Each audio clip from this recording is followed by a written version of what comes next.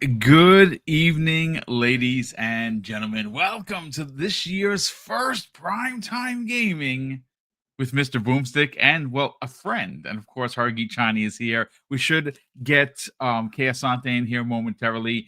Happy New Year, Hargi Chani, as we wait for Kay to jump in here. Welcome back. This is the first one. We've been away for a couple of weeks. It feels kind of weird Yeah. to be back in the saddle, so to speak, but we got a lot of news. How you feeling, man? Welcome back. Yeah, Happy New Year. Happy New Year. Yeah, we had some fun with CES now, right? So we'll get into all that fun stuff. We will. We're gonna get into it. And of course, speak of the devil, and he's not a devil, ladies and gentlemen. Kay Asante, what's going on, bro? How are you feeling, bro? Happy New Year, everybody. Sorry I am late. I have started off 2025 with a bang, but yes, I'm happy to be here. Hope all is well. Well, Ready to get into it. Listen, we're happy to have you here. Again, it's going to be a strong 90-minute show to open up primetime gaming for the year. We got two topics on tap, folks. One of which, of course, Jason Ronald, who was at CES, and he had a lot of things to say. And some of the things that he talked about are going to be happening sooner than you could possibly imagine. And I'm super excited, where though we're not getting the official Xbox handheld, and that's probably going to be, the 2 SKU release in 2026, where you'll get the official handheld, you'll get the official, hybrid box. Your current handheld is going to become an Xbox, which is why, you heard many people like Tom Warren and even Paris Lilly say, this Xbox Anywhere, this is an Xbox will make sense sooner than later. And well, here we are. But that's not the opening salvo. So the opening salvo to me, and I wanted to address this, is the games media and how they have already started 2025. Look, we're all well versed in the media's bias. You can call it Xbox tax, you can call it bias, you can call it favoritism, whatever quip you want to use, it's fine. But what's interesting is there is and has been and probably always will be, ladies and gentlemen, an industry double standard where Sony is viewed in a particular light because of its fan base.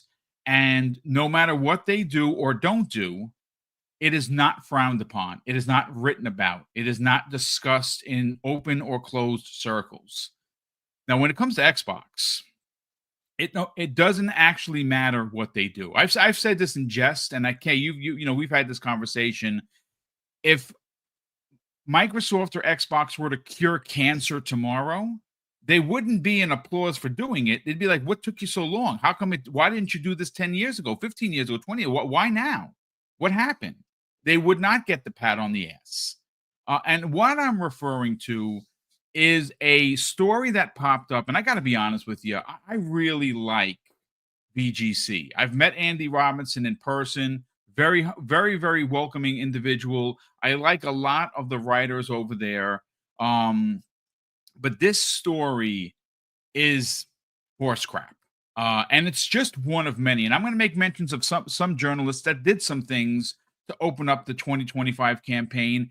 And it just goes to show you that no matter what Xbox does, they have a roadmap. We're in 2025. We are a day or two away, supposedly, of an announcement of the Developers Direct, right? So Microsoft is stepping up first. We know that they have a redonkulous amount of games. There was more clarification for the Oblivion remake than ever before, thanks to a LinkedIn page. We're hearing, Keasante, and you can back me up on this, that June is supposed to be even bigger than last year's. And the three of us were in that auditorium. We were blown away. We had our socks blown off with what they showed. And supposedly the rumor is it's going to be even bigger this year. So it's just one great news story after another. But that's not what the media has been focusing on. So the story that I am talking about was posted this afternoon by VGC. It was written by Jordan Midler.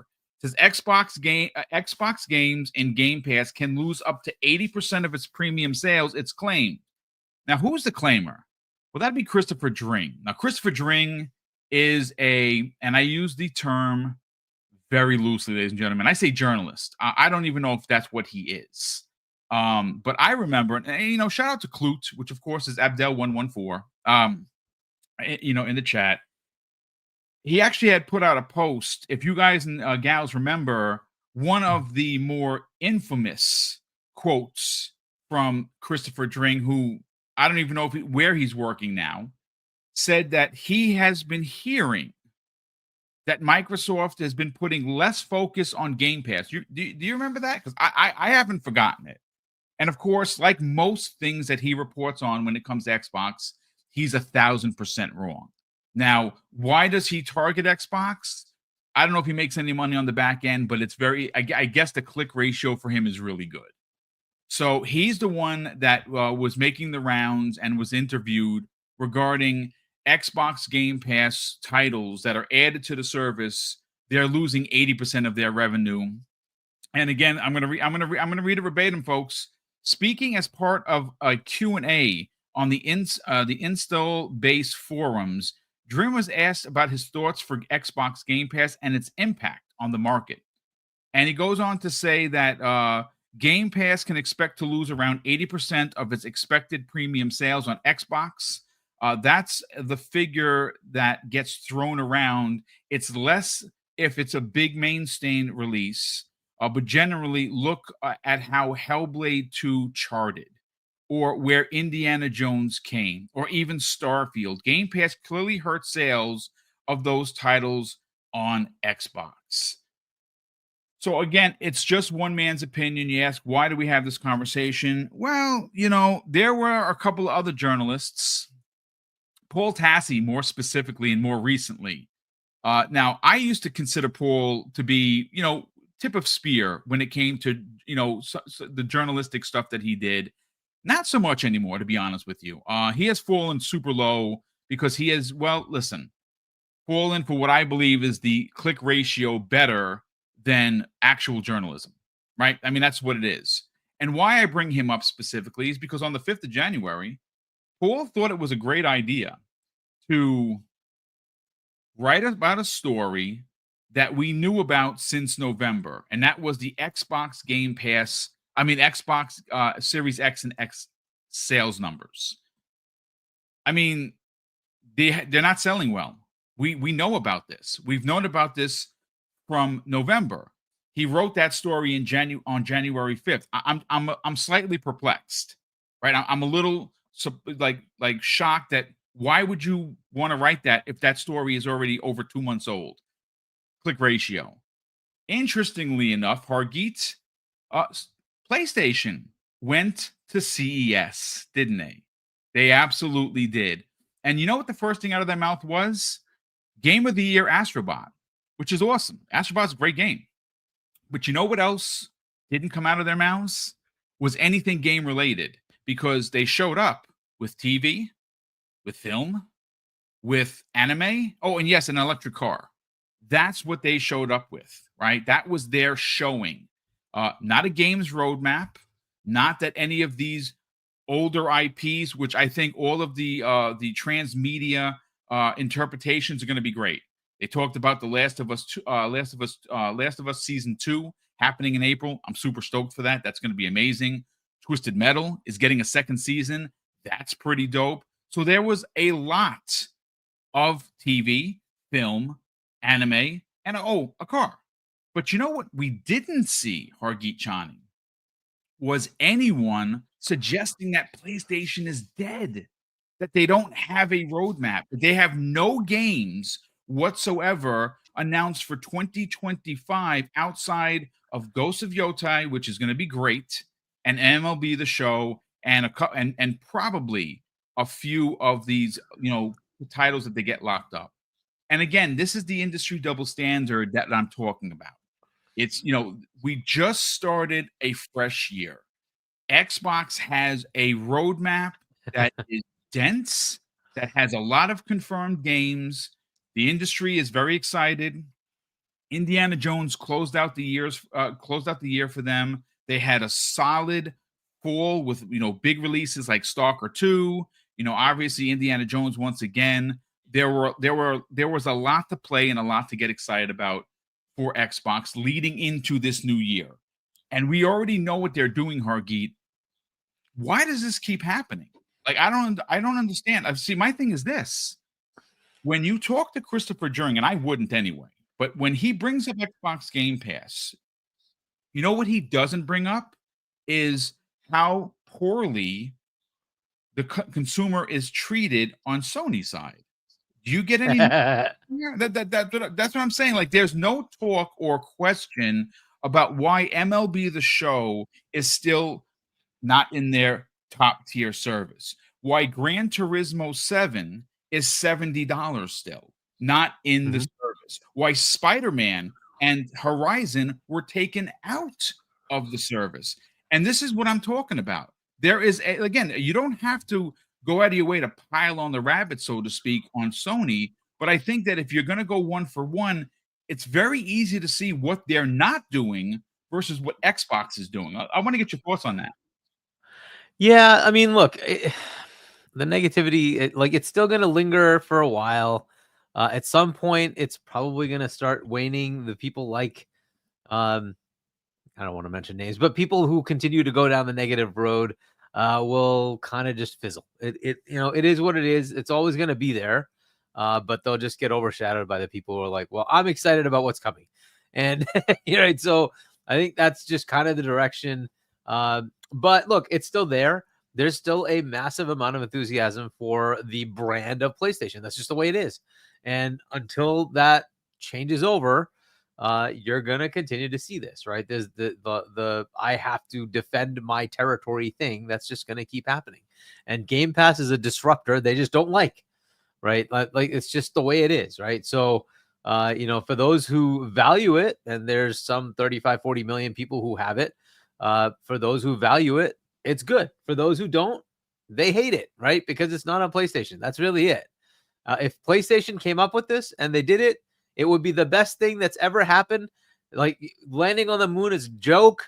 This is the best thing that this is what it would be. But that's the way it is. This is the way it is. There's always the hated, and that's just the way it goes, right?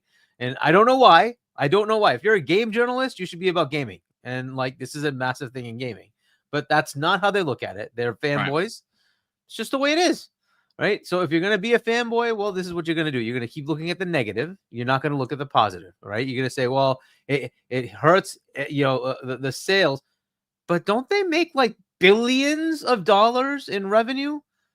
Yeah. So what's the issue, right? Do we worry about the sales of Stranger Things? Do we worry about the sales? How many did it sell? But it didn't sell. But why do I care? You pay 20 freaking bucks a month for the freaking service. Right. That's what it is. It doesn't matter. Right. But they don't want to see it that way. They don't want to see the disruption. They have to continue to think the Nintendo and PlayStation way. But that which of course is the old metric of doing business. Let me interject something. You mentioned the $20 a month. And interestingly enough, the one thing that we know for a fact, and I know this because I've done it as a consumer, you go and you play a game like this, Call of Duty Black Ops 6, which is one of my favorite games of 2024. There's no doubt about it. It's my favorite Call of Duty of all time. I still play it. I just hit the fifth tier for prestiging. I got Prestige 5, and I'm loving every second of. And you know what? Every time I'm away from it, I can't wait to get back to it. Right, so I'm totally addicted. I have bought already 4 5,000 coin packs. I think they're $30-something a piece. On top of the $30 what do you call it fee to play early to get the bonus stuff. But that's the point. You get a game like this in your service, and you get a person like me I don't consider myself to be a quote unquote whale, because I don't spend the money ridiculously just to have coins. I spend the money to buy something I want. But what's bugged out is just look at. I'm always interested to see the tail of something, not just the sum that's in front of you. And what I mean by the tail is, what would you rather take as a business? Would you rather the one-shot 76-43, never spending another dime, or do you have someone, pay $20 a month because they got Black Ops 6, or they're getting Avowed, or they're getting Hellblade 2, or they're getting this, and they people stay subscribed for lengths of time. So again, if you're talking the hardcore, I'm the hardcore. You're the hardcore. Kay Asante is the hardcore. People in this chat right now, you're guys and gals that are hardcore. But there are the casuals who will buy what? The average is 2 to 3 games a year. That's all they spend. And if you just do the math, folks, it's a pinch over $200. Now, if you're subscribed and you're buying microtransactions, well, that starts to go up. So I don't understand how the whole losing money thing makes any sense. Yeah, look, and here's the other thing. I would ask, how many games can Sony make nowadays? Well, they can't, because their games don't sell, right? And whether you want to accept that or not, that's just a reality. You can take their numbers, take their word for it. They close studios, right? Like, it is what it is. PlayStation is not making the smaller games. They're trying to bet everything on live service games or these massive $200-300 million things. And well, okay, how's that working out? Versus, do they have a South of Midnight? Do they have a Grounded? Do they have an Avowed? I mean, like, they're not making anything like that, right? But Microsoft is. You know how? They have Game Pass. That's it. Yeah. They have Game Pass. They're covered. They've covered their costs. If they sell more copies, gravy. That's it. It's just that simple. They've already covered their cost with Game Pass. If they sell copies, gravy, right? If they bring it to another platform, sell copies, even more gravy. That's all they're looking for. They don't care. It's just more money, right? They're just looking for larger margins, but they're already covered. That's the beauty of Game Pass. So why is this a problem? Like, so it's one thing to say it that way. You could also flip it around and say, well, but so what? Right? Why does it matter? What about Sony? Well, where did they get their return on the 400 million plus that they invested in Concord? Did they get that back? Oh, they didn't? Oh, well, that's too bad. How are they planning to get it back? Oh, they just take a loss. Okay. Does that sound good? Maybe it does. I don't know. It doesn't sound good to me. I'm an investor in Sony. That sounds terrible. So I don't know what the hell the point is of that. So I don't see the issue here. Subscriptions is where everybody wants to go because it's recurring revenue. All shareholders love to hear subscription. Oh, that sounds great. How much recurring revenue? Oh, what am I getting in return? Awesome. Yeah. That's where it's at. Why do you think everything Microsoft's doing? They used to sell you Office. They used to sell you Windows. No, they want subscriptions for all of it. All of it. They want subscriptions for all of it. Why do you think they want that? Because it's recurring revenue. They're guaranteed month to month. They're just getting money. That's what they want. It's what everybody wants. That's the and way how many it is. billions do they make per quarter on Game Pass alone? Just on sub counts. So as of a couple of years ago, Satya Nadella said they make $1 billion on their services. So and that's Game Pass and Live, right? So, but now it's combined, right? So because it's Game Pass Core, but so it was $1 billion per quarter. Now I don't know where they are now. I'm assuming it's higher, but I don't know, right? That they haven't told us, but that will be my guess. It's higher than that, but at least that. So say about 4 a year, but about $1 billion a quarter. Which again, we know $1 billion goes towards third parties. $3 billion goes towards all the games every year in Microsoft Studios, right? So, and the amount of revenue, things like Call of Duty, like we keep forgetting that there's King that just generates tons of money year after year after year, is just dumping money in, right? Minecraft just keeps making money. This is they have the live service games. They have the stuff that Sony's trying to get. They have it, right? So yeah, I'm not worried about it. I don't know why that matters until Microsoft says it's a problem. Why do I care? Right. And you shouldn't care as a consumer, right? Like your service is packed with games. And look, I pulled it up. Check this out. A report from July of 2024 has Game Pass has a report that Game Pass is expected to make $5.5 billion this year. Jesus. 5.5 billion with a B. and they spend $1 billion, right? They spend $8 billion a year to flood it with content, not including with their own third-party stuff. content. Yeah. Yeah, so that's 4.5 for themselves. Jesus, dude. And That's a lot of just money. and yeah, just adding more billions to the conversation, que asante. Microsoft's gaming revenue for the fiscal year of 2024, which ran from July 2023 to June 2024, was 15.47 billion. That was Microsoft's gaming. Indeed. That's Xbox gaming. Almost Yep. $15.5 billion that they It's gonna made. be more Indeed. this year. Yep. Yeah. Yep. So okay, yeah. you heard the back and forth. Obviously, Christopher Dring is what I like to call, he's like one of those ambulance chasers that race to car wrecks. Instead of trying to help someone, he'll take pictures. That's the type of journalist he is. And when you see him come out of his shell, and he, every now and again he makes a fool of himself publicly by making statements like this with no context, with no proof, he's heard. What you mean, from the guy around the corner, down the block? That guy? Like a lot of the PlayStation insiders, those guys? Mm. Yeah, I don't know, but again, You heard from his cousin?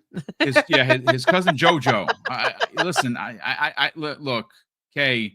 Again, we're not going to spend a lot of time on this topic. We do have the really beefy one to get into, but I still wanted to make mention of it because, again, it's a new year. Xbox has the 2025 locked and loaded, and we're not even making stuff up. I mean, literally, I dictated everything that we know is happening. As a matter of fact, there's rumors happening. I think Ecstasies was mentioning this, that tomorrow is going to be the day where they're going to make the official announcement of the Developers Direct. And if that happens, obviously we'll be talking about it tomorrow afternoon. But again, very exciting times for Xbox and Xbox consumers and gamers.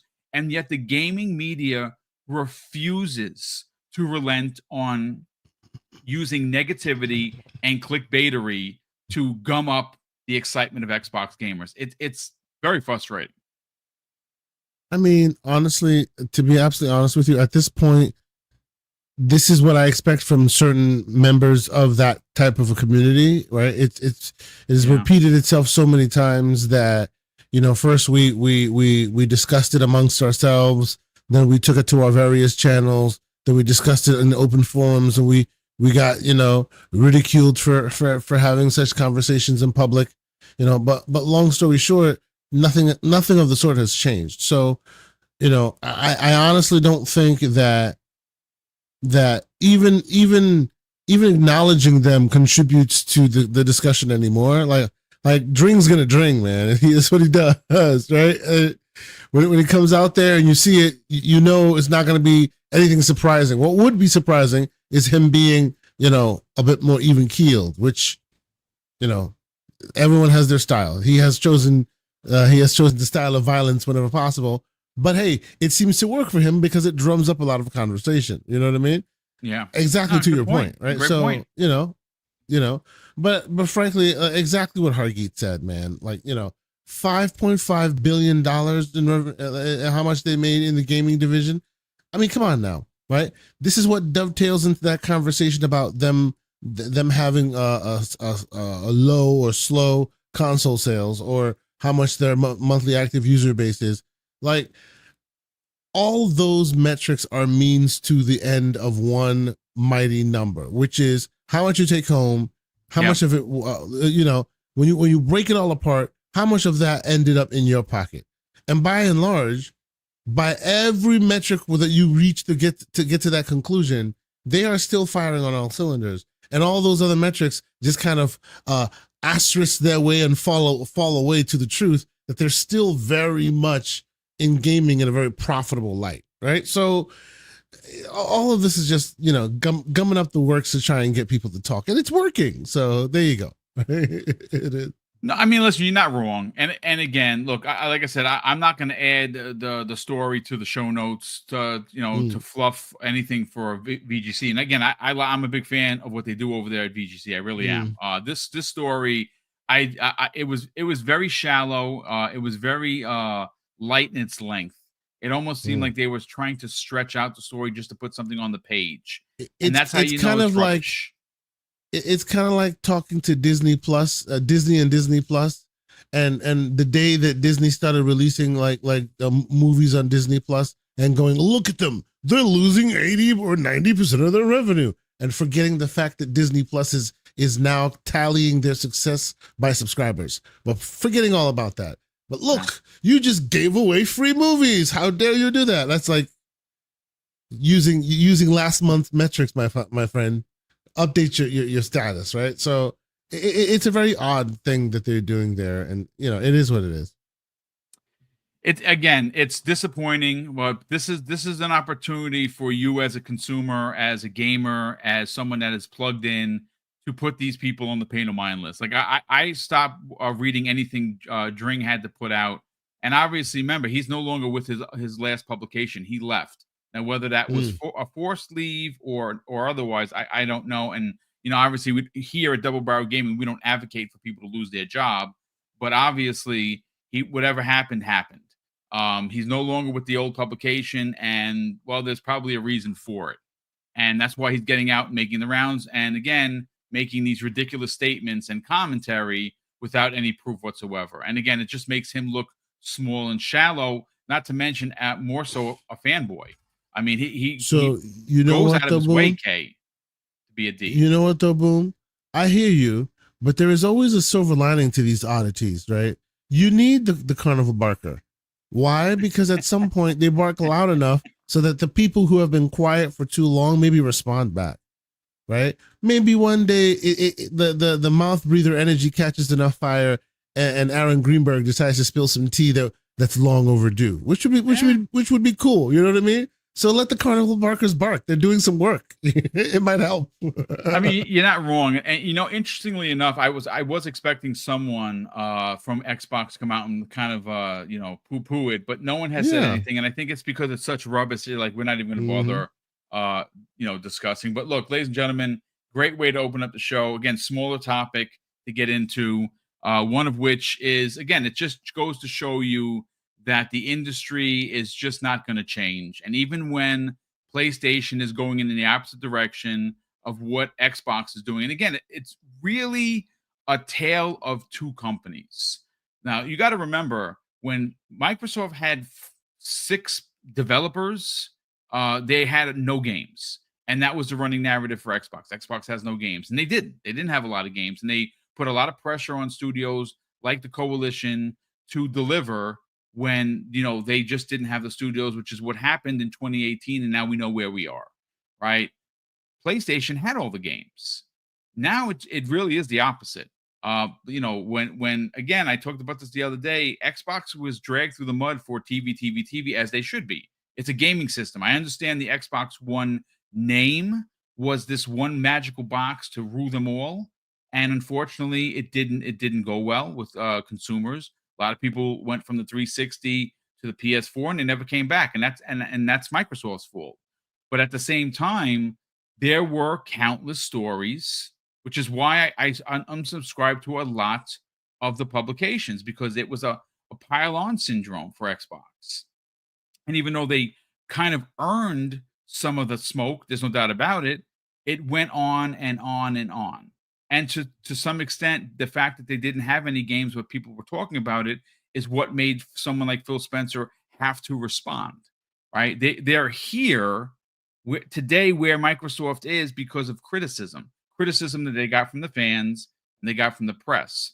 But what's strange is Sony finds themselves in the identical situation. I mean, it's like mirrored image, where it's TV, anime, film. Oh, we have an electric car. That's awesome. And those IPs are probably going to do really well, in those genres of film, anime, and TV. And I'm excited for all of them. But where are the games? Where's the roadmap? People keep asking. We keep hearing about the Magical Mystery Tour show that's supposed to happen. It hasn't happened.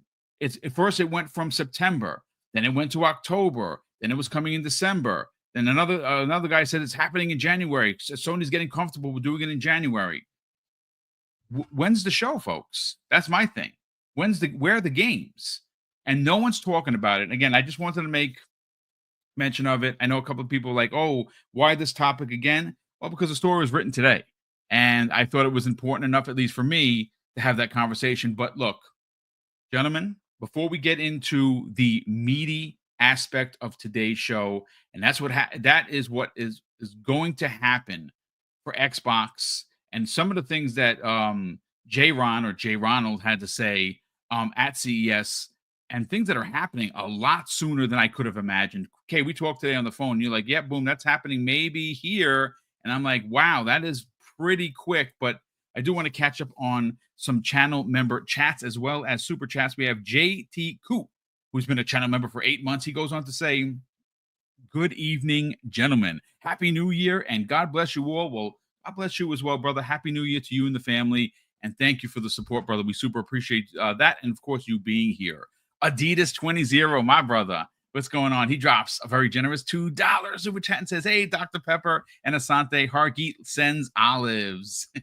And, of course, that is for C Money, who just loves olives and mustard. I mean, who knew? Who knew?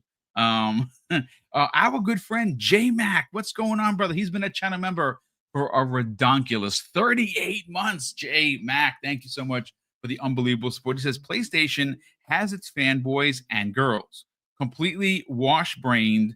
The cult is real. Xbox World Order is fully operational. Listen, each platform has their you can do no wrong fans. That's what fandom is.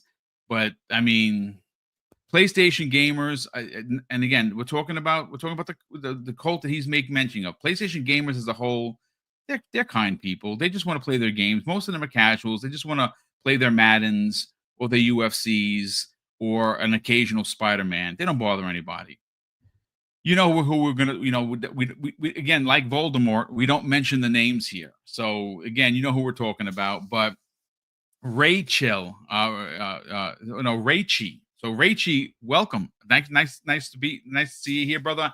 And thank you very much for the very generous $2 super chat. And says day one, brought games lose their value after a year. Dude, games lose value the minute you crack them open.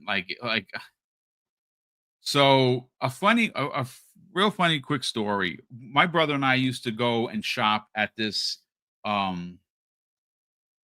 import shop in Queens. We used to call the guy grandfather. You've probably heard me tell this story before. He asked us to call us that. He was in his 80s. He was a little old Asian man. King David used to work for him. This is how my brother and I met King and Cog before we knew them. Like here, that goes to show you how small the world is. So we used to import stuff, and we imported 2 games for the 3DO. Yeah, if you remember that, the 3DO console, and those games they were $100 each. So yeah, importing was expensive, and this you're talking like in the early 90s, a $100 game.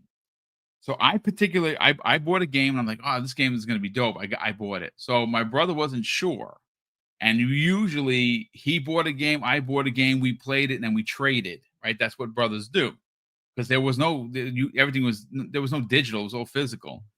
And my brother, he asked me about a game. If he's listening, he is cursing me to hell. It was called Iron Angel of the Apocalypse, and it was bad. It was so back in the days, you had to look at the back of the box. Right, that's how old we are, and be like, "Oh, that game does look dope. You should get it." That's what I told him. And we get home, I pop mine on, I'm enjoying it. What you're saying to the people is you have to judge a box by its covers, which is pretty much what you're saying. Well, that's how it was back in the days.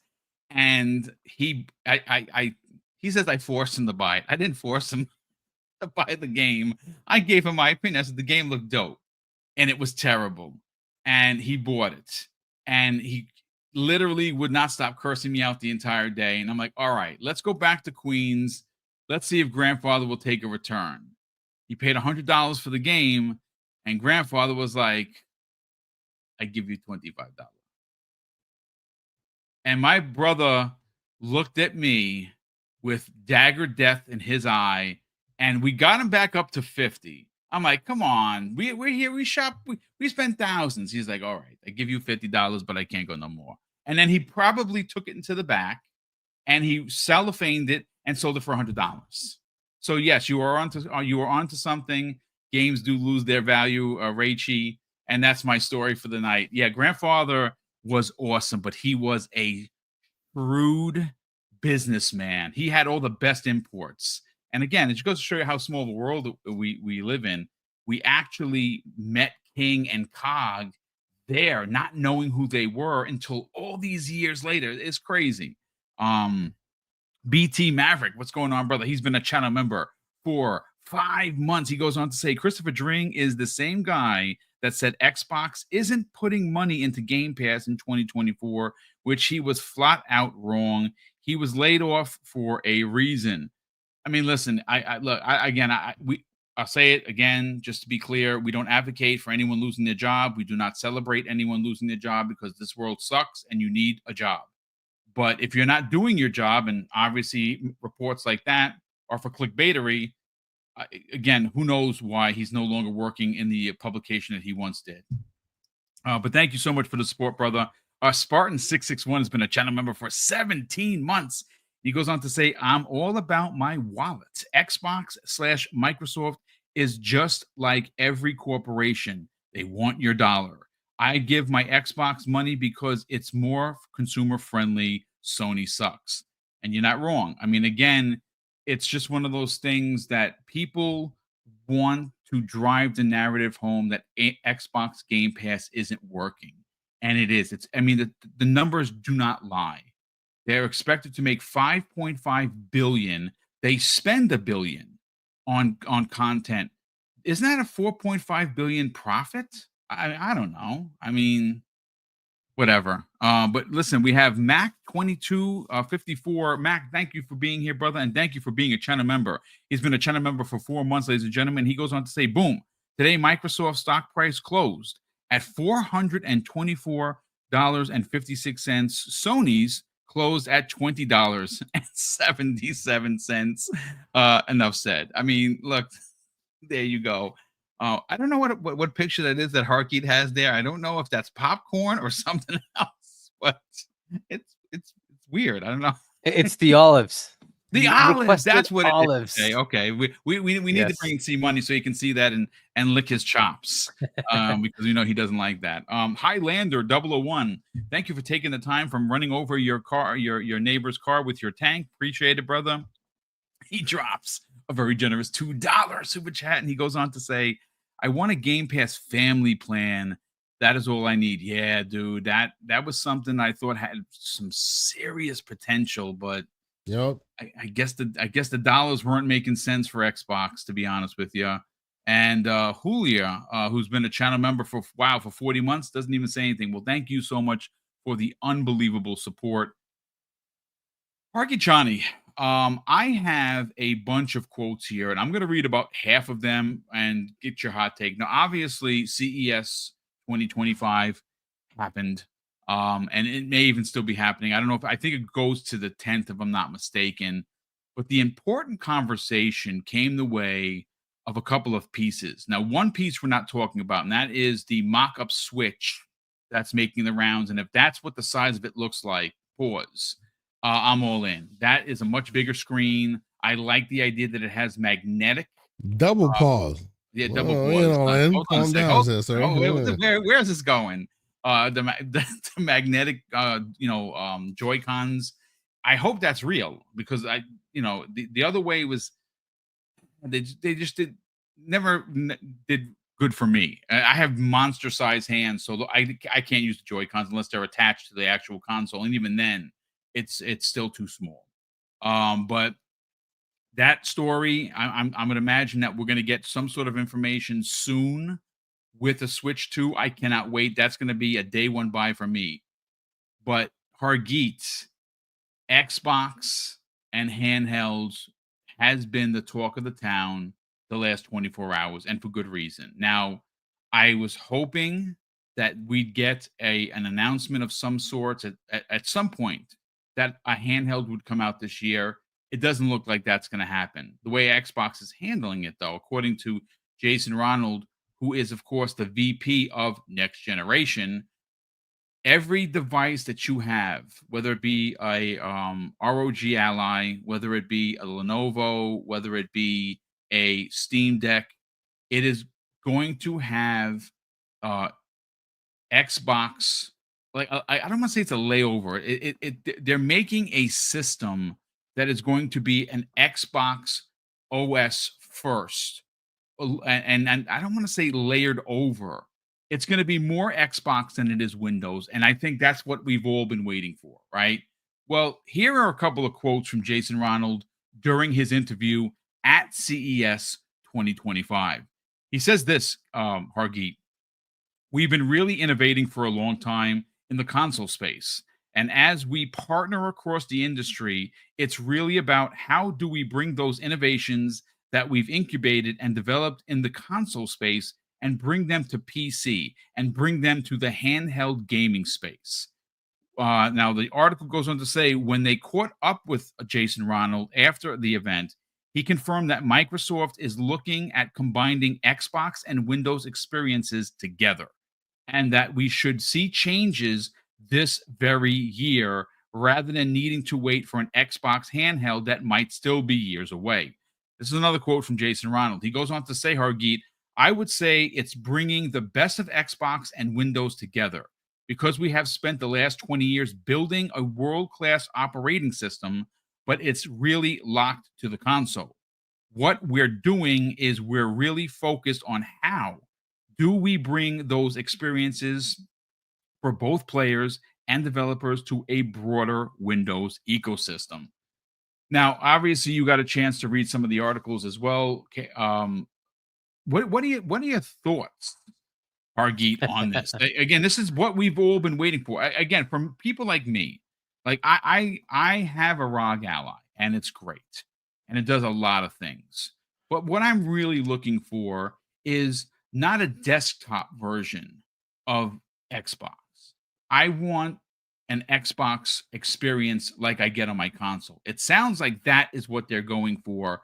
And the Windows aspect is going to be hidden behind it, just like it is for the consoles. There is Windows in there. We just don't see it. We don't, interact with it. We simply press a power button on, we pick a game, and we go. That's what it sounds like they're doing. I want to get your thoughts and your excitement for this happening this year. Yeah, I mean, so look, this has been stuff I've been saying for years, right? Yep. Like Kesante, we've been talking about this for a while as well, right? Like this is just the path we expected. So if you look in the future, you just say, where does it seem to be directing? Like the obvious next step is why not take advantage of your superpower, which is Windows, and merge that together, right? You're using it already. You've customized what you have. Why not take that and say, all right, let's bridge these two together? Because look, the world is moving forward, right? And they're recognizing it. And the majority of the new generation of gamers are staying on mobile and PC, not to console. Console may be there. That's fine, right? But they're moving to mobile and PC. It's like, well, you own one of those and you're trying to get onto the other one, right?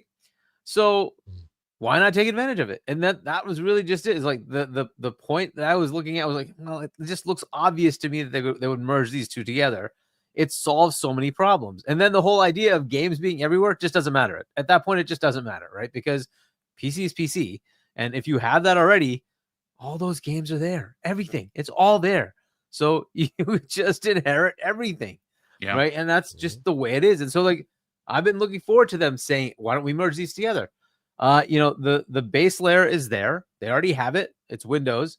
They just need to take some of the feature sets and say, well, let's bring it over here. And most importantly, the UI.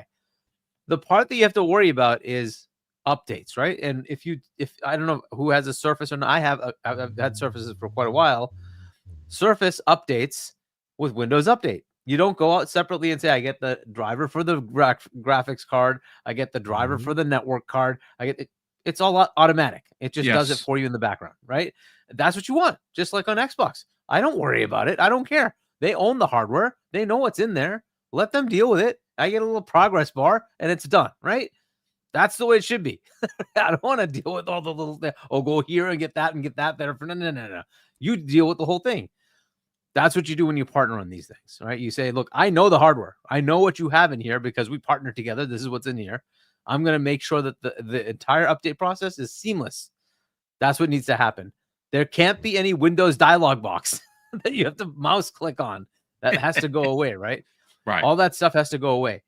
Right now, even if I try to like hack it and do whatever I want with Windows, it's still bloody Windows, right? So I put up Play Night or something like that in front. Every now and then you still have a dialog box pop up. You need that keyboard and mouse. Mm-hmm. Got to be controller only. Yes. And they have it. They own it. They have it. It's Xbox. It's already it's right there, right? They just have to bridge the two together. Now, how they make that work is it you still have Windows and you flip into the Xbox mode. You have devices that say, nope, it's just full-time Xbox. You will never see the desktop. All sorts of options are open, right? We will see what they do. We will see what the partners want to do. They may want to say, we want to offer choices, right? That you can flip back and forth and you can say, hey, I want to have the Windowsy mode because I want to go do some modding or something. Okay, fine, whatever, right? Maybe you say, no, it's always going to be Xbox and only Xbox. Okay, fine, right, whatever. So let them figure that out. But that is what I've been expecting. At some point, that's where it's going to go. The beauty of the partner device thing, now it's basically any Windows 12 device, it's an Xbox. Now you got 1 billion install base, right? So as far as the games coming to you, that's done. All the games are coming to you, right? You're getting all the games. It doesn't matter. The next question is, do they bring your existing catalog forward? And remember Sarah Bond saying backwards and future forward compatibility. Right? Yep. So I think that's what they mean, right? Whether that turns out to be the case or not, is that you will be able to bring your back cat of Xbox into these devices. How do they do that? Well, I mean, it's virtualization. The question is licensing. It's always just licensing. As long as they can license it, it can be done, right? They can absolutely virtualize it and do it. It's how they're doing backwards compatibility today. So they can absolutely bring it forward. The question is, will they be able to or not? And I hope they can, because that becomes the all-in-one, right? I just bring up an Xbox app and my entire back catalog saves. Everything is there. Holy crap, is that an awesome device, right? Whether it's a landed thing under your TV. Yeah, go ahead.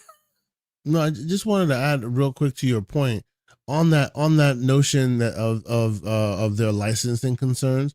I was having a similar conversation with the One Everborn Saga, as most people know him, and basically he did come up with a very interesting notion, which is recently all these negotiations would have had to be redone for the cloud generation, right? As recently as 2016 and onward, these conversations would have had to have happened already, and none of these things that you're talking about, which you are absolutely correct, 100%. We've been talking about this forever.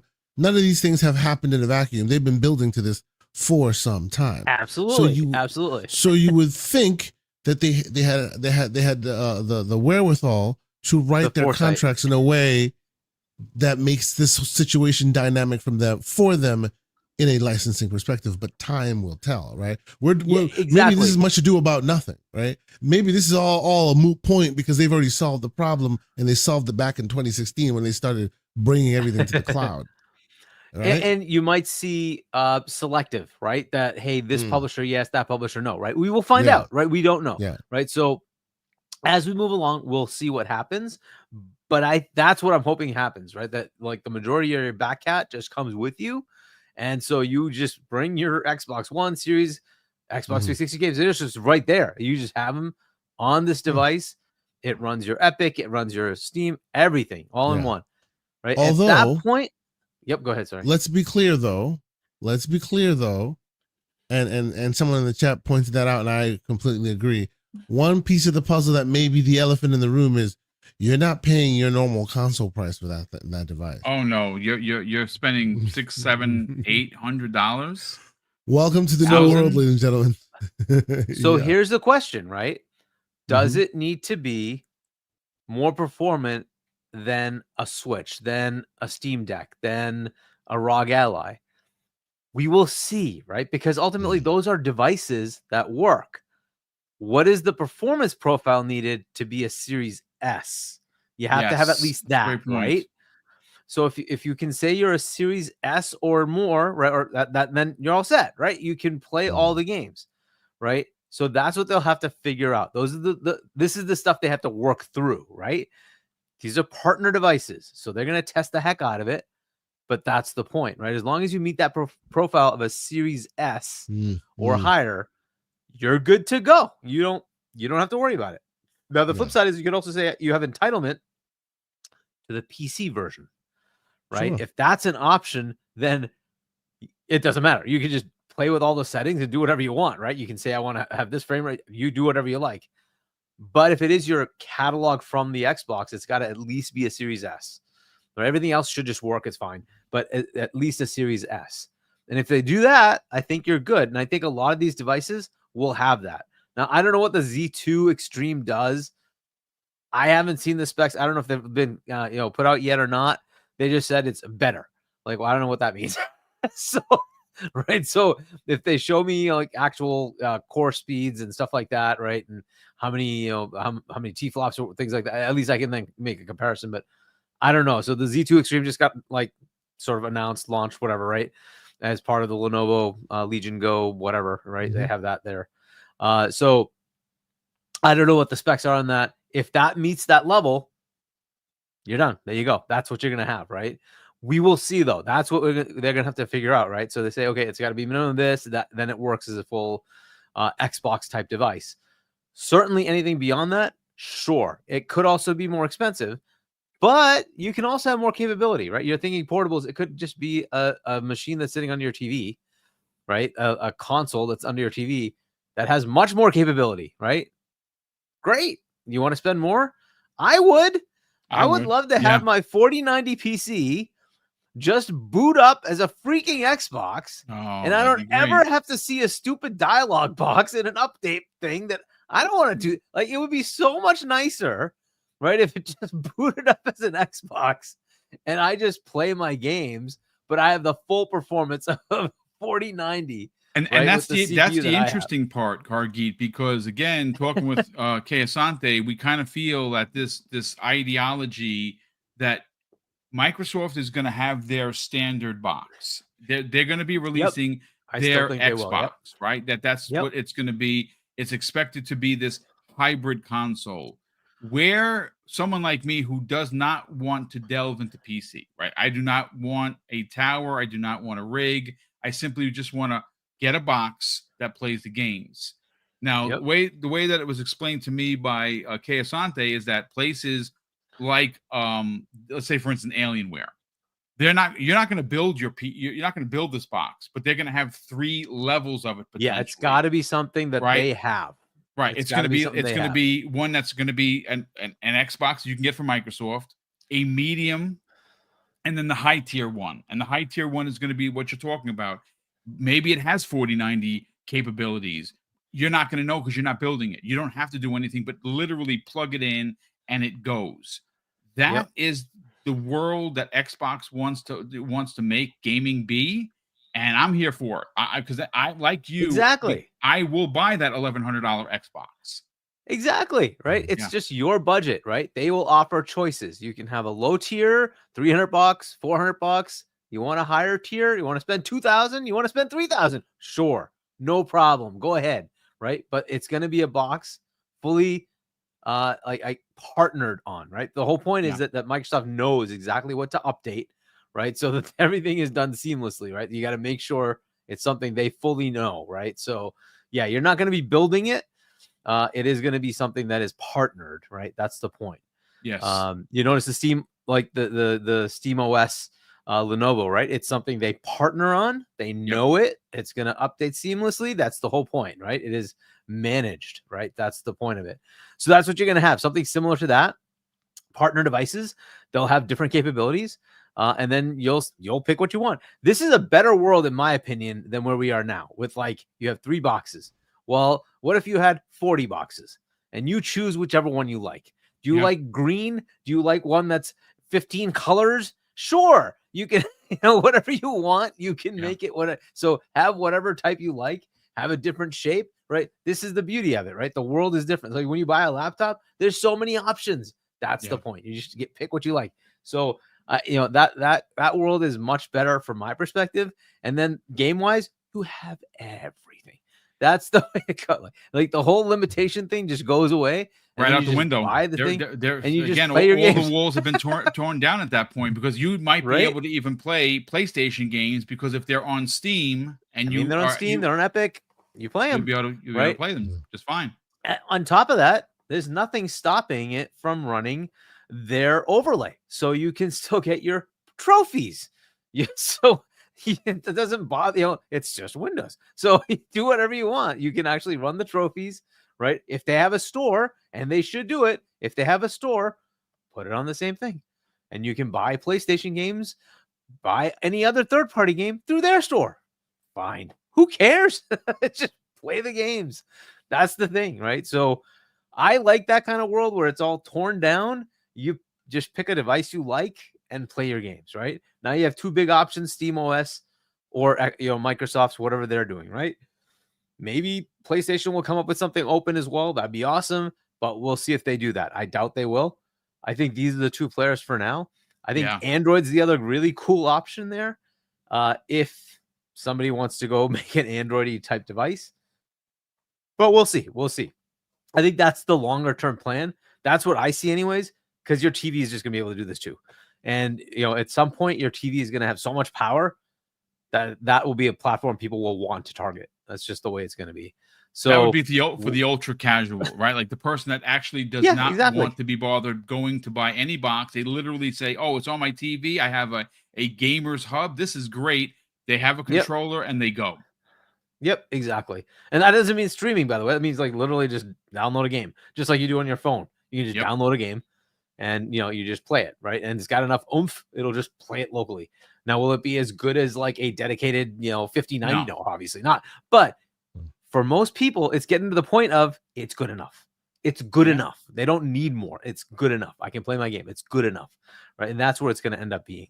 So, but we'll see. That'll probably be 10, 15 years from now. But more than likely. But again, the fact that Microsoft is, and that's the thing that you have to give them credit for. They get a lot of arrows for being first. Sometimes they're too ahead of the curve. Sometimes they drag their heels. Kay and I kind of agree that they've had this information for quite some time. They've dragged their heels in the handheld market. They should have been here already. They really should have been. But they're, and then the combining thing that should have happened a while ago too. But what really kicked it is Steam decided to beat them to the punch. Yes. And said, "Oh wait, you have competition? Holy crap! Suddenly, now everything's churning. We got to get it done. We're going to be putting it out now." Oh, okay, yeah. Gee, when you get competition, what happens? You get kicked in the ass, and you suddenly have to do stuff. I love it. Well, I mean, again, it's why they have 30 studios, right? Because at one point they had 5, and they were getting their teeth kicked in, and now they have, I mean. Look, they innovated in what it is to have a home console as powerful as Series X. They innovated with Xbox Game Pass and a subscription service for gaming that's never been done before, outside of like GameFly, where you'd pick a game, they'd send it to you like Netflix used to be, and then you send it back. And that was innovated, and it changed the industry. Now, there are people still kicking and screaming that it doesn't work. We talked about that earlier, and people want to see it go away. It's not going to go away. It has over 30 million subscribers, maybe closer to 40 at this point, and it's only going to continue to grow because Xbox now is in a position where they could logistically 1 to 2 months release a first-party game. We know games coming all the way out into 2027. That is something to be marveled at, right? At one point, we had no idea what was Microsoft going to do in regards to games. And that's where the mantra, Xbox has no games. Now it's reversed. Xbox has too many freaking games, and I can't keep up. Yep. And we're also getting confirmation, I guess, from multiple sources that the 2026 date is kind of real for the next gen. Yes. For Xbox anyways. So yes. Yep. Yes, it is. I look, what I will say in regards to that specifically, it is not a rumor. I do not want to elaborate any further on it because I was not given permission to talk about what I do know. I will say the 2026 date is not made up. I'll just end it there. But yep. Que Sante. I got two more quotes here from J. Ron, who we got a chance to hang out with in June. What a great dude. Awesome human. Yeah. Yeah. Yes, he is. Yeah, indeed he is. Here is what he had to say. I think at the end of the day, our goal is to make Windows great for gaming on any device. The reality is that the Xbox operating system is built on top of Windows. So there's a lot of infrastructure that we built in the console space that we can now bring to the PC space and really deliver on that premium gaming experience on any device. In closing, he goes on to say there's fundamental interaction models that we're working on to make sure that regardless of the operating system details, it feels very natively like a gaming-centric device and a gaming-centric experience. Ronald goes on to say, the goal is to put an Xbox experience at the center, not the Windows desktop that you have today, which gets me excited because, again, I know how to use Windows, but I'd rather not. I just want an Xbox experience. And we know that what he's talking about, Kay, is happening this year. Well, I'll tell you that what he's talking about is happening this very moment in my hands, and it's called a Steam Deck. Oh, that's what's happening on the Steam Deck, right? That's what happens. This is the reason why the Steam Deck has taken off in such a way it has, right? And everything that he's talking about is literally what the Steam Deck is doing right now, which is a hybrid, which is the best of an operating system, meaning like almost infinite compatibility, which Windows would even do better than Steam would do at this point. And as compatibility goes, as far as games are concerned, and the best of Xbox, which is that great front end UI that everybody's so fond of, right? Now, how this ends up looking, we've discussed this on many occasions. It's actually a very simple solution, right? And most of this stuff has been dog-fooded in the community, meaning like there are some open source and some GitHub stuff that you can kind of modify Windows, or you can install or follow along and get it done on your own. But it's a very inelegant solution, right? So this is something that needs an official solution. And this is why it's exciting that Microsoft is talking the way they are, because what's happening here is whenever you turn Windows on, you're basically loading up a shell. That desktop is the shell. After all the other stuff in the background loads, which by default, all of them are turned to on, right? Then the Windows shell loads and you get your desktop, right? What this purports to do, and one I know for sure, and another I'm speculating. What I'm speculating on is the fact that they would then compartmentalize the driver system and the services system. So you no longer get print spoolers running. You no longer get Teams running. Like all the default things that run no longer run. It just gives you bare bones, like Windows boot, like the barest of bare bones. And then that front end shell, instead of loading desktop, it loads the Xbox UI, right? And that's literally what happens right here, right? You hit the power button, all you see is Steam Deck UI. You reboot it, Steam Deck UI. You play around in it, you get your menus, you get your libraries, you get this, that, and the third. You're always in that UI. The only time you will ever deal with a desktop is if you want to power it off. You literally have to go to the menu button, go to power, and then it asks you, hey, do you want to switch to desktop? And that's right below the power button. Completely out of the way of the experience. So if you are not one who's a tinkerer or even knows what the heck that's about, you may never see that in your day-to-day experience, like ever.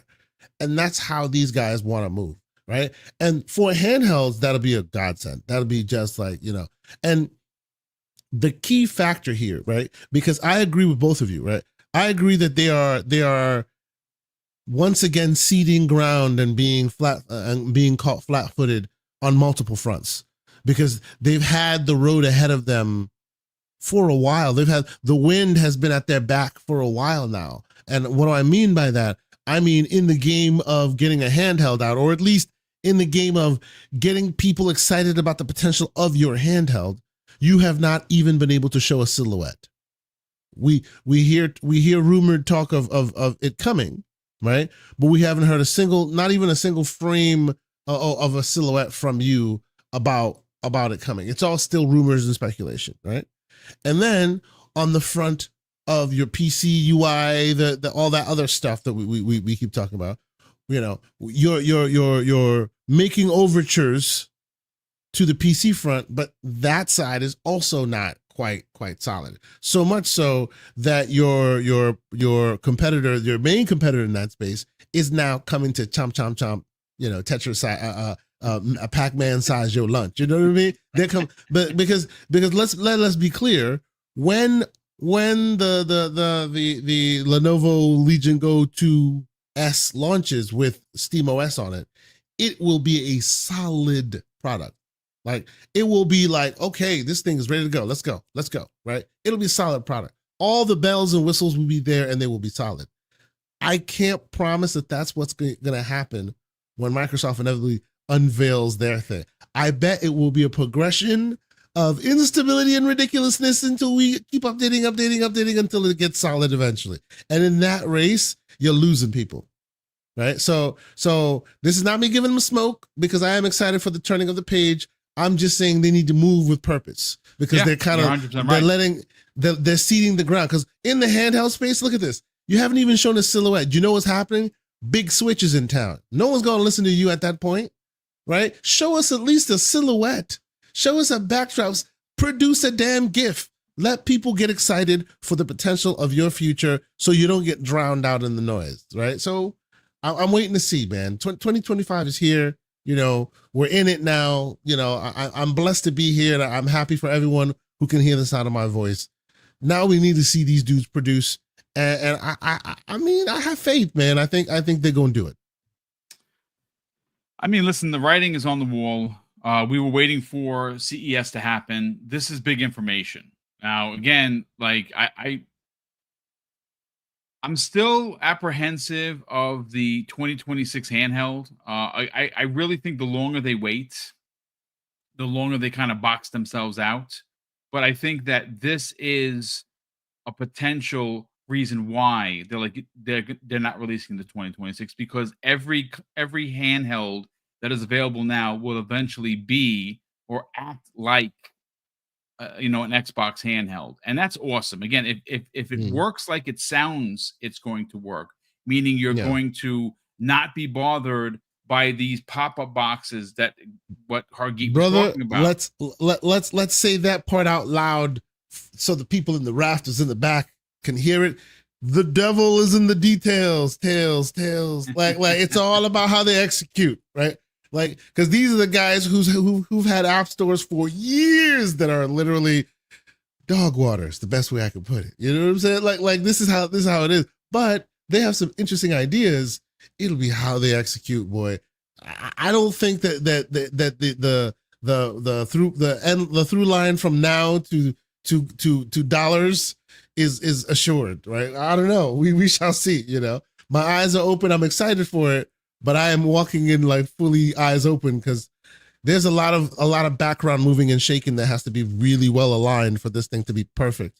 And they have a long road ahead. They've been working on that though. Like, why get to where we are now without having that already sewn up? I mean, again, the Microsoft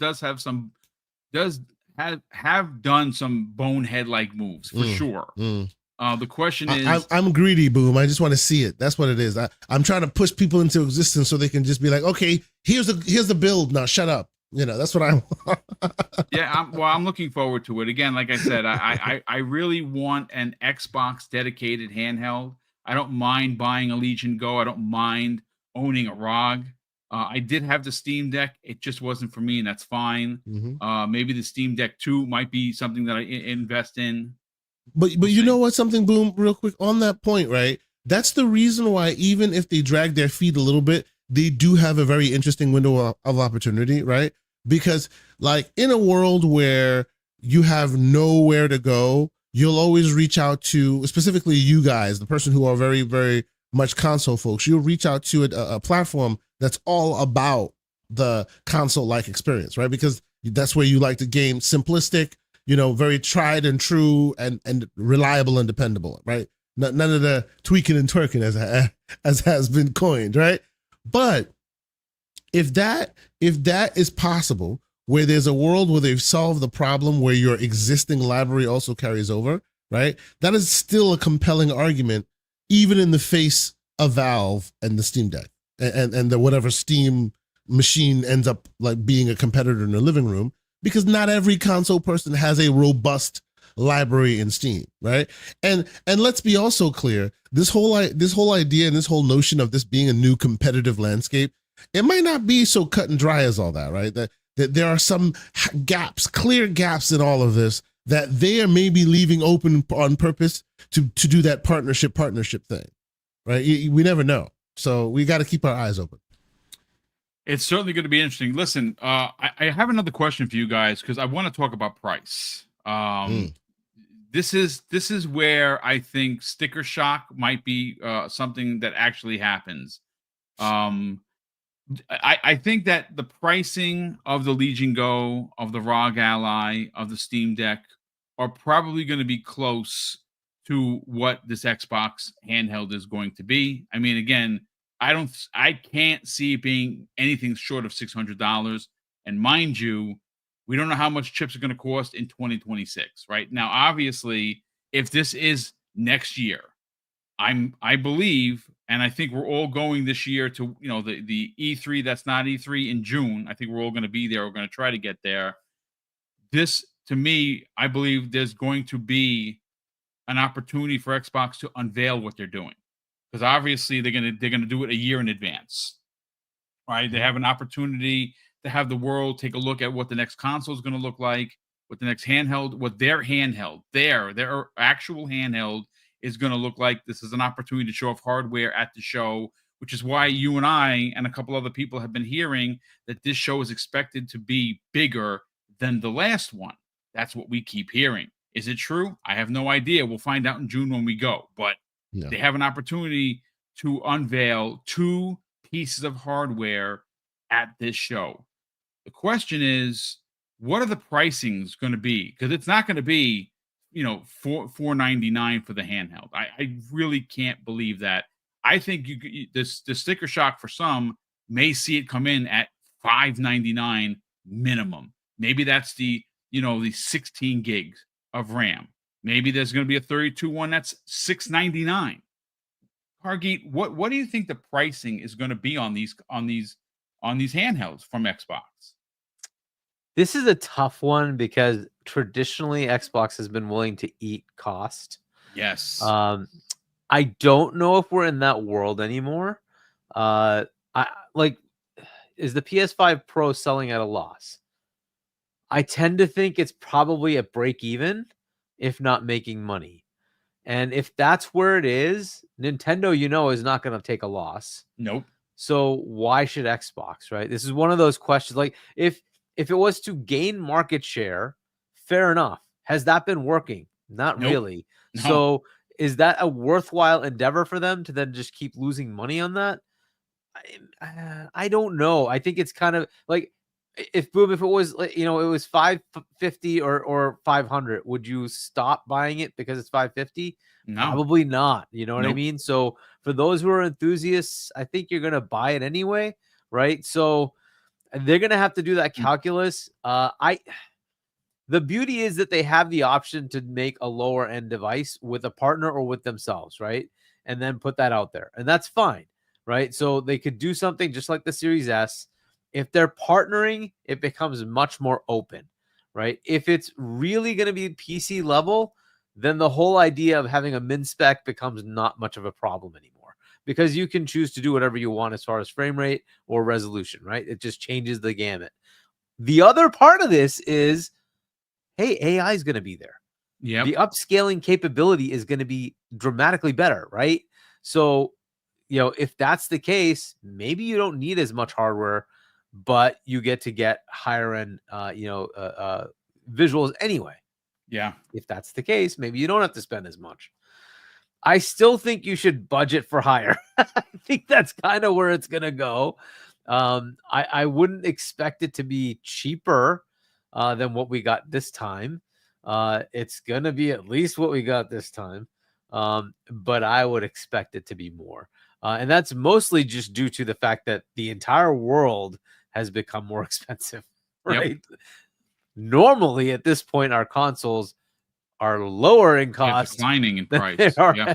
right? You're already at the midpoint. Heck, in this case, we're beyond the midpoint if 2026 happens to be the next gen, right? And you haven't seen a price cut. It's been the same price. And in some instances, it's actually gone up in different parts of the world. Yeah, so. exactly, right? And it's like, okay, at this point, like I just expect it's gonna go up. I would expect it to be more. I don't think it's gonna be dramatically more, but it's gonna be more. So don't expect like $1,000 or something like that. But instead of 500, could I see 550? Yeah, I could see that. Could I see 6? I could maybe see 6. That's pushing it, yeah. but I could see 6. Here's the thing I also am more concerned about. I don't know if it has a disk drive. And the reason I'm concerned about that is for those who have a back compat library of discs, yikes, right? So what do you do there, right? So hopefully they're forward thinking enough, just like PlayStation. Hey, you can have a drive if you want to. You don't have to buy it, but you know with the console, but you can buy it afterwards, right? Aftermarket, you buy it. I hope they do something like that because at least that way, if you want, Are you to play talking about your for the old home games, console or the handheld? the home console, right? Because Yeah. I'm talking about the console itself because that's 2026 is coming, right? So, it's probably going to be both are coming at the same time, the console and the and the handheld. And right, so the handheld, yeah, I expect. Well, even there, if you can plug it in with USB or something like that, why not? Then you could have your back compat as well. If they relegate it only to digital, well, that's one thing you have to worry about, right? But I have a whole bunch of old, 360 discs and Xbox One Dude, I got a discs, ton of them. Yeah. right? So it's Most like of my stuff is all digital though now. But a lot of stuff is digital, but like say, hey, why is that not a potential for you to continue forward, right? So hopefully they think about that and just give you a drive that lets you play those older games, right? So and it doesn't have to be bundled in, just like the Pro, $700 without the drive, right? But I hope it's not $700. I hope it's not. That's a pretty high amount. So I hope it's like 556-ish in that range for the console. For the handheld, yeah, I can't see it being like, I think the Nintendo is going to come in at 400 to 500, right? So $399 seems about right, but maybe they go higher, bro. Like, yeah. Well, I mean, I think there's gonna be multiple 450 SKUs, right? smells right to me. I think there's gonna be multiple SKUs, right? One with a larger amount of storage. So if that's the case, right? So and then keep that in mind. That might be also something that happens with this, right? So, but like the base level, yeah, I think it's gonna be more. It's probably in that 600-ish range, 550, 600 for the console. For the handheld, yeah, I think it'd probably be in that 600-ish range. It just depends on what they put in it, right? Do you want a good screen? Do you want a decent screen? Right? Those things matter and it creates more of a cost, right? How much of a resolution do you need on a handheld? It's, you're not going to be able to see much. It's, 4K on a handheld is stupid because it's just not worth it, right?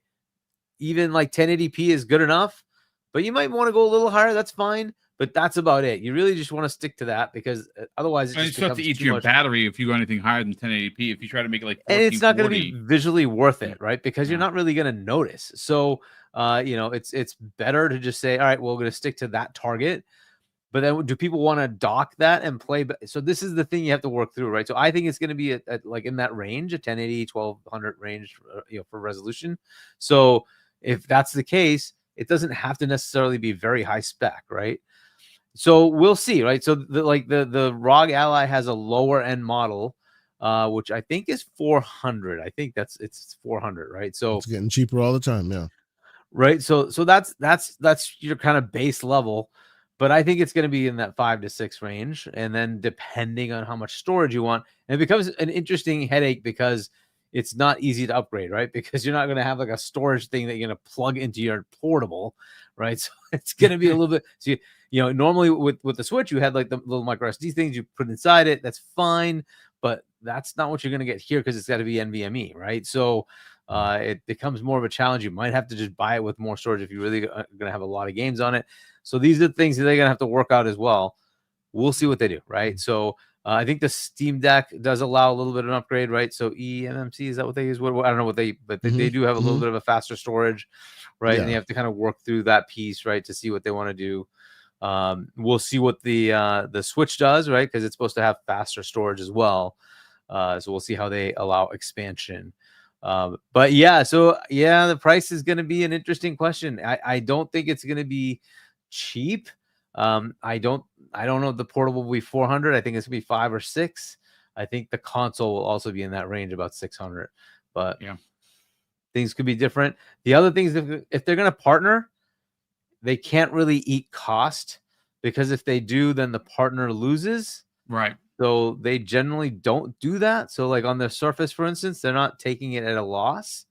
So they want to make sure that they're you know, not hurting their partners, right? So so I think if they're going to go down that path, you're going to see them not do that. And I think the others are already doing it that way. I don't think PlayStation wants to do this take a loss thing anymore either. And Nintendo has given up on that a while ago. Yeah, years ago. Yeah. So interesting stuff, man. Asante, let's get your final thoughts on that price. What are we talking about over here? Because obviously you've purchased quite a bit of handhelds in the last year or so. I'd say what, 5 maybe. No, don't put me out on Front Street like that. Come on now, stop that. That's not nice. No. I am known to acquire quite the handheld, but I've also sold a few. So I actually have some money burning a hole in my pocket waiting to buy a new one. So that's a different conversation. But no. So the way I tackle this, and it's not an exact science by any means, and Hargeet makes very good points, so I'm not taking anything away from him at all, but the way I tackle this is from just a little bit different of a perspective, right? Because as you say, I do swim in those handheld waters quite often, and there are multiple categories in the handheld waters. Most folks play in the waters where you go to your Best Buy, you get your ROG Ally, you get your Lenovo Legion Go, and maybe a few onesie, twosie different competitors here and there. I hear the MSI Claws doing something interesting, right? I have tended, and of course it's the Steam Deck, which is the OG, the one that you go for Steam, you know, there's that. I tend to play in the waters of they have smaller, more I call them guerrilla creators, where they turn out new handhelds every 3 to 4 months, and they keep iterating on the style, and keep getting better and better and better and better, right? So the because they tend to, and I'm talking like Aya Neo, I'm talking about the One X player, I'm talking about all these ones. I actually have a One X player that I still use all the time. Because these guys still iterate so quickly, and they don't do it at the large scale of a Microsoft and all that, they don't get budget pricing. Right. Gotcha. So they usually get basically what it would cost. And that's why theirs tend to cost so much. Right. So when I buy one, I'm buying one almost at $1,000 if I'm not careful, because that they're getting the chips at cost. They're not getting any budget pricing because they're not buying 1 million of them. They're buying 100,000 at best. Right. So that's how that dynamic works. So using that scale as a barometer, most of their hardware, which right now, 2 years ago, the variant, I'll say the 680U, 7080U variants of them, that traded blows, the handheld variant for the chips, that traded blows with the Series S, right? Wow. And these are all synthetic benchmarks, so don't take it as an exact science. You can't really do a like for like comparison with a console, because there are so many different parameters that change the equation from a desktop, that you can only just do best effort, and that's about it, right? But needless to say, in the few like for like that you can find, they did trade blows, right? And that chipset right now, if you buy a handheld in the market at cost with that chipset, you're paying about the same price as actually a little bit more than you would be for a Series X. You're paying about $400. We're talking about stuff like the Z1, not the Z1 Extreme, which is in the Ally #1, the Z1 original one, the first one. That chipset trades blows from a CPU perspective with the Series S. It's just that the Series S has a very much more powerful GPU than that chipset does, right? But from a performance perspective, they kind of trade blows. right? The newer ones that are coming out, that literally that have come out like a few weeks ago. Like I'm actually looking at some of the prices. Same exact hardware. The ones that were $1,000, they are starting at $1,600. Wow, dude. Holy Yes, cow. and all they did was drop in a new chip, right? So basically, it's all to say, is the future here? Oh yeah, it is, because those chips are running Cyberpunk at like over 60 frames, low and medium settings and all of that, but really, really, really well optimized at low TDP. So they're there as far as the future technology of it, right? But it may take a Microsoft like to buy at scale in order to bring the price down enough for the normal man to see some benefit. Because today, if you're buying it, you're paying $1,700 because they're buying that thing at retail price, because they're not going to be able to buy a million of them. They're small creators. So the first people that get the bite at that apple, they are making sure you pay for it. So those of us that are in these waters, yeah, handhelds these days ain't cheap, right? But to Hargeet's thoughts on there being no subsidization, like Microsoft, Phil Spencer himself has hinted at that, right? He's told you this from point blank. I think he said it at was it the Kind of Funny interview? I think it was, or an IGN interview. It may have been an IGN interview with Phil Spencer with Ryan McCaffrey when he basically said it. But long story short, he basically said that in the world where they're going to have multiple app stores on the storefronts and all of that, subsidization just does not work anymore as a model, right? So all we can hope for is they buy at scale, they get it at cost, they get it at a lower scale, and as such, they can pass some savings on to us. But Hargeet, I know you're sitting down, brother. $700 is not out of the realm of possibilities, my brother. I'm just warning you. Over $700 possible. is not out of the look. I remember him staunchly saying that a $1,000 console is not what they want to do, which was a beautiful skewer at PlayStation. We heard that. But just because he said that doesn't mean a $950 one doesn't come out or $800 doesn't come out. You know I think, but I mean, listen, to be fair, we are moving into a realm where we've never been before regarding home consoles, right? So absolutely, yes. And even with the handhelds, you know, the handhelds consistently are evolving in power. I would imagine that if they do both release in 2026, there's going to be some cost there. Both. If you're like me, Hargeet would go out and buy it. I would go out. A lot of people in this chat, we got over 800 people watching live, would probably go out and spend $1,300, $1,400, $1,500 on getting both consoles to bring home day one, meaning the handheld and the box underneath the TV, and that's what it ultimately might cost. I don't know if they box out the casuals, but maybe the ideology of this is an Xbox solves that, meaning that that's exactly the solution. That's exactly what that seems to be the solution. They are diluting the endpoint so much that none of them at all become the primary. So you can never say, yeah, that's your way to play. It's whichever way you choose. Right. When they're all ready, they will all be in the same line. It won't be the Xbox is the way to jump into the ecosystem, or the PC. Ideally, they all look the same. They all perform the same. It's just another car that gets you to the destination, which is the party. Right. Yeah. Right. I mean, that's what they're looking for. Now, real quick though, the thing that is super interesting with Valve coming out there, nipping at their heels and all that.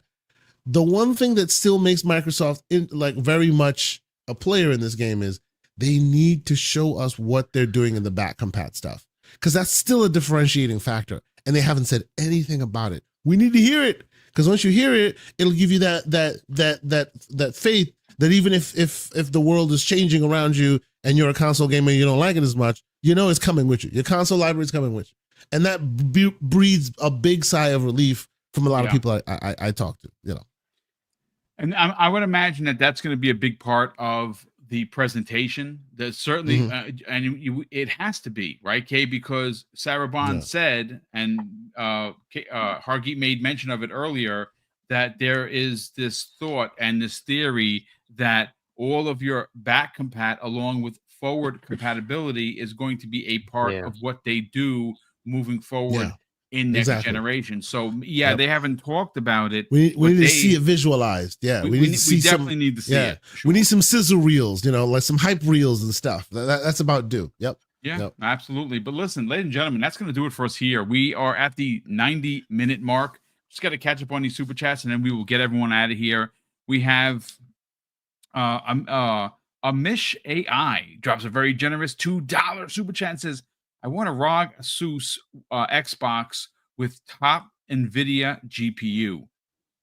I mean, I think a lot of us want that. That is the holy grail, sir. We don't know if we'll ever get that one. Oh boy, that'd be something. And it would also be very costly. There's no doubt about that. Elemento Pio drops a very generous $5 super chat, and he goes on to say, choosing Xbox or Steam OS will be like me choosing is to open Disney Plus or Netflix on my smart TV. An amazing future is ahead of us, indeed, and that's awesome. Yeah. And I think, look, we don't know what PlayStation is going to do. We know what Nintendo is doing. Nintendo is going to quote unquote Nintendo, right? They have a console releasing. They're going to be okay.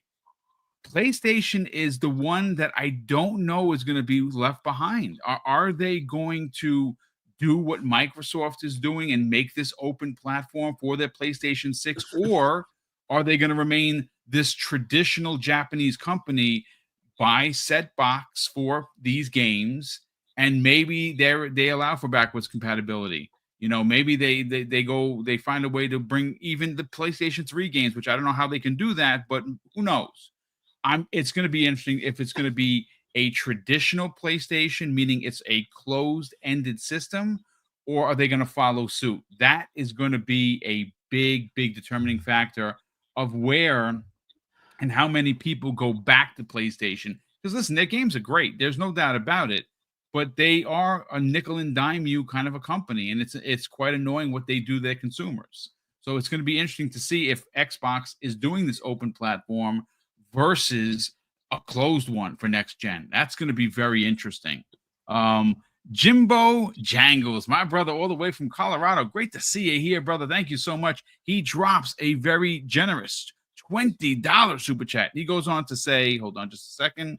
Hey, Boom and crew, been a while. I took a small break from gaming, but I'm back and ready to dive into some Space Marine 2. What a phenomenal game, dude. And some Indiana Jones, another outstanding game of 2024. What are you guys hoping for in 2025? I need some Last Ronin updates.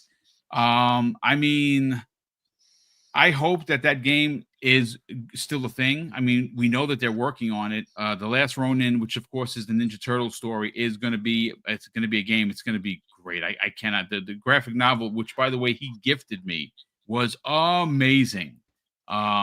It's going to be interesting. Great to see you back, brother. Thank you so much for the generosity. Elemento Pio drops an additional $5 super chat, and he goes on to say, having a dedicated handheld that could not only play new games, but also your own preserved backlog of 4 generations will be something.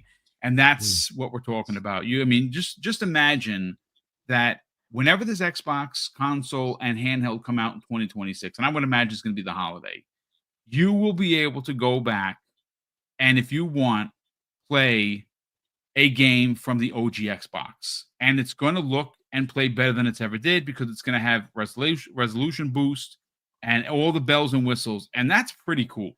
Think about that. You're going to have access and the ability to play a game that is over 20 years old.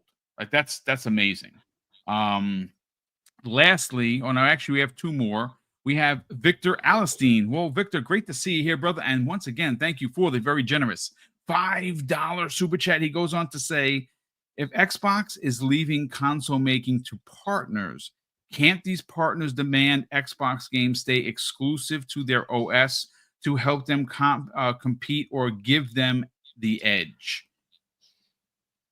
I don't think that's going to give the makers the power. They're going to have the ability to make and sell an Xbox, but there's going to be parameters and a groundwork that they're going to have to follow. There's going to be a blueprint that they have to follow. You'll just have an Xbox made from Lenovo or Alienware.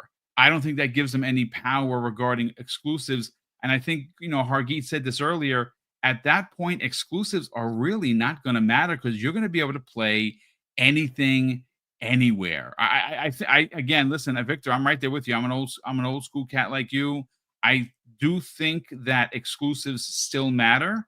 But I don't think that's the way that the world is going. I really think there's going to be a big change. And on this handheld, you might be able to play God of War because it's on Steam. And that's what I think. I think Microsoft is really heading towards. Showtime Reezy drops a very generous $5 super chat. He goes on to say, "You may have missed my special super chat at the end of yesterday's show. Boom. I did not see it, brother. You know what? I can do a quick look and see if I can find it on YouTube. So let's get everyone out here while I look for this. Hargeet, brother, let's sell your brand. Last year, you had a great year. We got a chance to hang out in real life, which was awesome in June. Hopefully, we're all going to go right back to it this June. You wrote a book. You released that book to the public. You started your YouTube channel. You're on more YouTube shows and podcasts than I can freaking count. By all means, sell your personal brand. Where could people buy your book, subscribe to your YouTube channel, but more importantly, find you on other shows? Yeah, so if you want to subscribe to my channel, it's Hargeet21 on YouTube.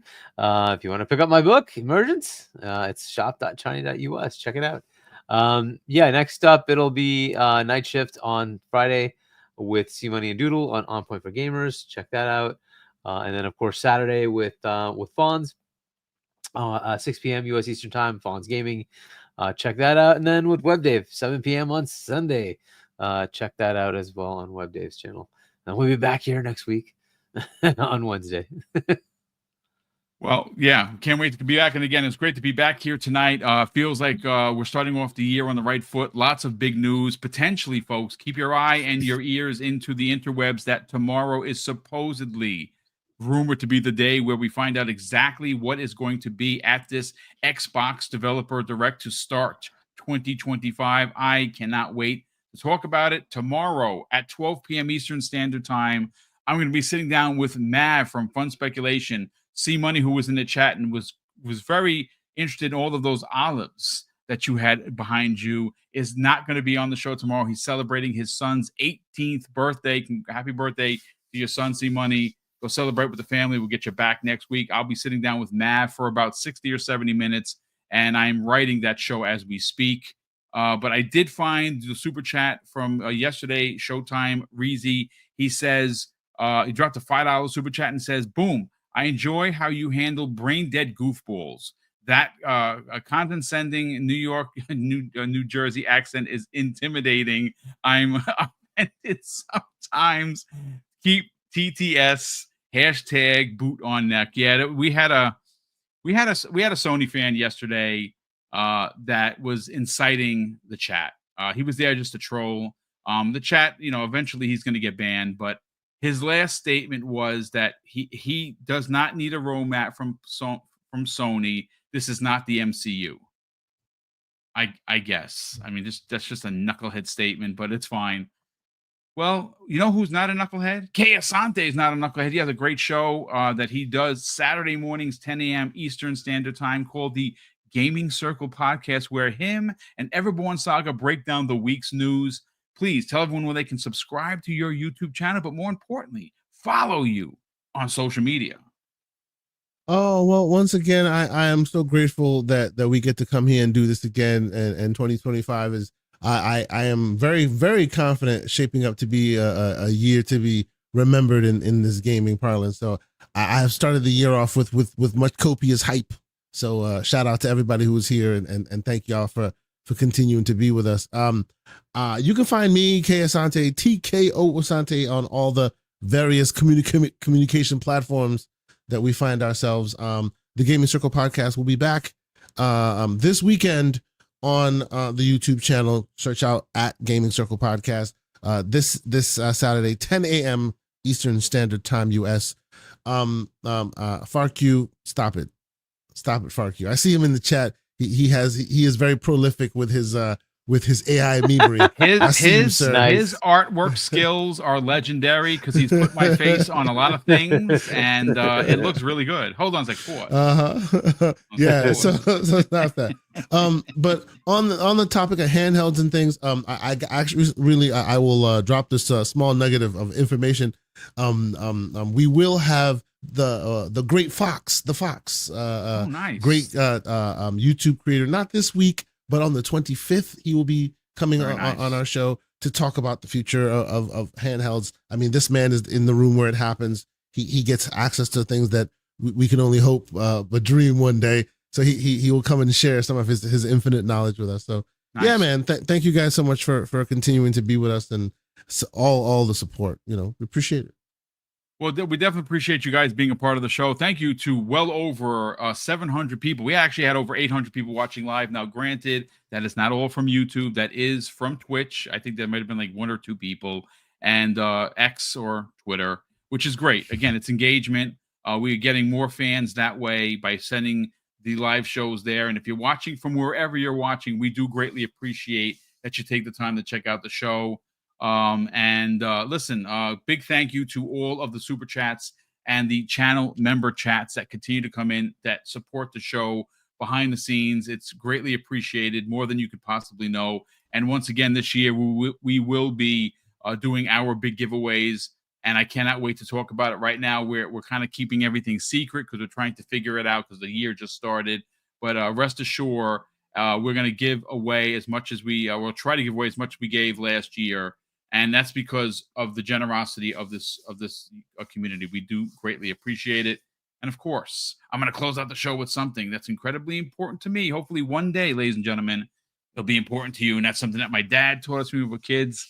And he would say, Craig, treat others how you want to be treated. And also, it doesn't cost anything to be nice. You live by those rules, son. I can guarantee you're going to have an awesome day. So take care, everyone. And we'll see you next week on the newest episode of Primetime Gaming with Mr. Boomstick and Friends.